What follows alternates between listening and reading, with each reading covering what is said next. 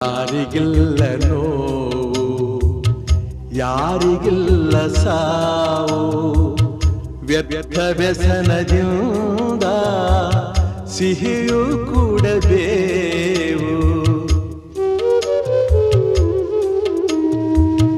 ಬಾಡುವೊಂದು ಸಂತೆ, ಸಂತೆ ತುಂಬ ಚಿಂತೆ, ಮಧ್ಯಮದಗಳಿಂದ